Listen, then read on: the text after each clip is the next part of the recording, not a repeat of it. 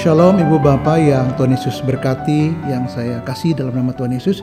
Kita bersyukur karena hari ini kita bisa belajar satu tema penting, yaitu mengapa Tuhan memilih Israel dan bukan bangsa-bangsa lain. Ya, mengapa Tuhan memilih Israel dan bukan bangsa-bangsa lain. Mari kita lihat dari ayat 15-16 dari kitab Roma pasal 9. Sebenarnya ayat 1 sampai 29, tapi kita baca 2 ayat saja, yaitu ayat 15 dan 16. Saya bacakan buat kita.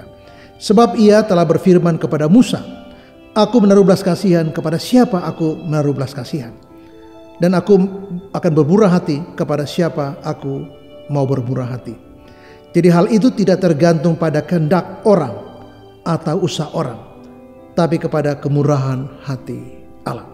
Nah, ketika kita mendengar pertanyaan bahwa mengapa Tuhan memilih bangsa Israel dan bukan bangsa-bangsa yang lain, kita harus mengerti bahwa yang pertama karena ini adalah kehendak Allah sendiri. Yang melakukan pilihan itu bukan karena kehendak yang dipilih atau kita. Nah, waktu di atas dijelaskan oleh Paulus bahwa ada dua anak kembar dari Yakub, yaitu Esau dan anak kembar dari Ishak, yaitu Esau dan Yakub. Tetapi Allah memilih untuk menjadi alat bagi rencananya, yaitu bungsu dari anak Ishak, yaitu Yakub, dan bukan yang tua atau Esau, saudara kembarannya. Jadi Allah memilih Yakub. Nah, pertanyaan adalah mengapa Allah memilih Yakub? Maka jawabnya itu kehendak Allah buat Yakub. Ya. Nah, kita tidak pernah paham sepenuhnya. Jangankan memahami pekerjaan Allah, mengapa memilih Yakub dan bukan Esau.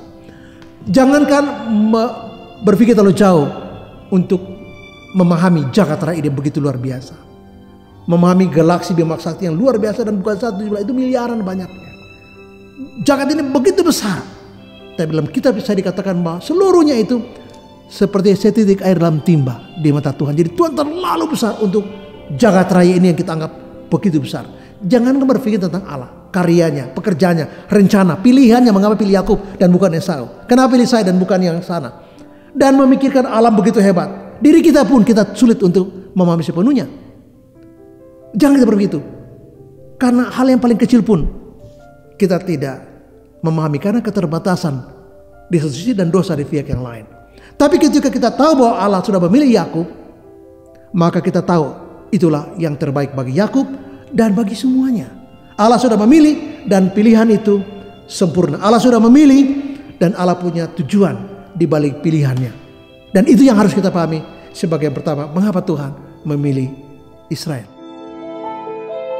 Hal yang kedua adalah kita harus ingat bahwa ketika Tuhan memilih Yakub, ya, Yakub itu Israel. Namanya diganti ketika dia bergumul di Yabok. Namanya diubah menjadi Israel, ya. Kenapa Tuhan pilih Israel dan bukan abangnya Esau?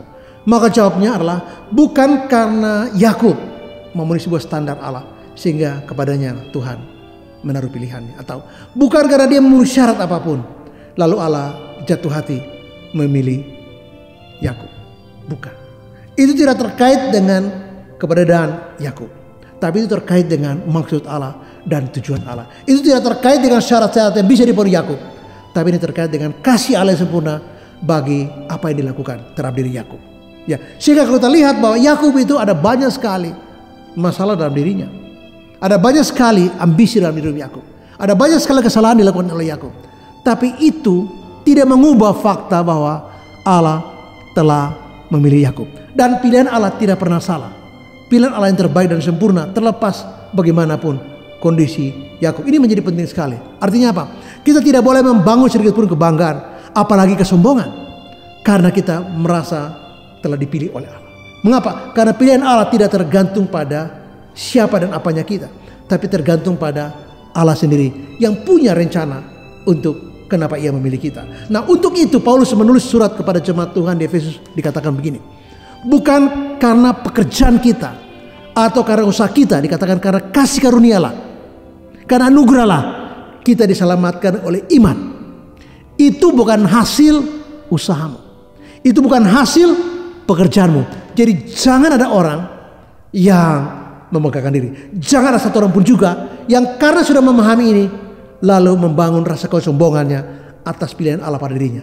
Nah, dalam pelayanan pun seringkali godaan yang paling besar buat kita yang melayani atau apalagi yang berhasil, yang pelayanan diberkati adalah menyembuhkan diri. Dan kita harus ingat itu adalah satu virus yang amat berbahaya yang menyerang orang-orang yang lupa diri bahwa dia dipilih Allah untuk melayani Tuhan karena kebaikan Tuhan. Dia dipilih Allah, diselamatkan dalam Yesus, bukan karena dia memenuhi syarat untuk diselamatkan, bukan karena dia baik. Sehingga kita tidak boleh sombong, apalagi melihat orang lain kita menjadi sombong dan merasa kita paling terbaik. Sama sekali kita dengan mereka sama saja. Kita orang berdosa, sama buruknya, sama brengseknya, sama bermasalahnya, dan sama tidak layaknya. Tapi kalau Allah pilih kita, maka kita bersyukur dan berterima kasih karena Allah berkenan memilih kita. Dan kita tidak boleh sombong pada orang lain karena kita tidak mengerti bagaimana Tuhan sampai bisa memilih kita. Kita bersyukur karena dipilih Allah, tapi kita tidak boleh sombong apalagi merendahkan orang lain karena salah memahami tentang pilihan Allah pada diri saya, seolah saya memenuhi syarat dipilih. Padahal sekalipun saya tidak punya syarat apapun untuk dipilih Allah, Allah karena kedaulatannya sendiri, karena kasih kemauannya, rencananya memilih saya, dan saya merasa terhormat karena pilihan itu. Hal yang ketiga, mengapa Tuhan memilih Israel sama dengan mengapa Tuhan memilih kita dalam Yesus. Maka jawabnya adalah karena Tuhan ingin supaya kita hidup dalam status sebagai orang-orang pilihan. Kita sudah dipilih Allah, marilah kita hidup dalam status sebagai orang-orang pilihan. Nah, seringkali kita mengklaim Allah atas janji Allah pada diri orang-orang yang dipilih Allah. Seharusnya kita menuntut diri kita atau belajar hidup dalam standar pilihan Allah kepada orang-orang yang dipilihnya. Atau kita hidup sebagai orang-orang pilihan Allah, itu maksud saya. Karena kita dipilih Allah, mari kita hidup sebagai orang-orang pilihan Allah. Nah, orang-orang dipilih Allah untuk tujuan apa? Menjadi model. Seluruh dunia bisa melihat ketika dunia kacau dan tidak jelas.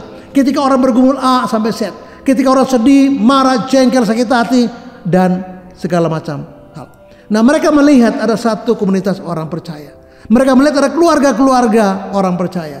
Mereka melihat ada pribadi-pribadi orang percaya. Orang-orang yang dipilih Allah dalam Yesus. Seperti Israel dipilih. Itu memperlihatkan satu pola hidup yang berbeda sekali. Orang bisa melihat, kok mereka berbeda sekali. Hidup mereka kok bagus ya. Mereka bisa menghadapi masalah dengan tenang. Mereka kok sabar. Mereka tidak gampang terprovokasi. Mereka tidak mengajak orang benci orang. Mereka tidak mengajak orang untuk benci orang lain. Ketika kita menyampaikan kebenaran firman Tuhan, jangan sama sekali kita pernah atau terbersit di dalamnya kita membuat orang lain terluka, atau kita menjelek-jelekan kepercayaan orang lain, atau kita membuat orang tersinggung, atau kita bikin orang marah dan kecewa karena diksi dan narasi kita dan ceramah-ceramah kita. Sama sekali tidak. Mari kita tahu bahwa ketika kita jadi model, karena itu tujuan kenapa Tuhan pilih kita. Kita hidup sebagai umat pilihan Tuhan. Maka ketika Tuhan menempatkan kita seperti satu etalase di mana dunia yang sedang kacau melihat ada orang-orang yang hidup berbeda sekali. Hidup dalam standar pilihan Allah. Mereka hidup tidak korup, mereka hidup benar. Mereka hidup menjadi contoh, menjadi garam dan terang.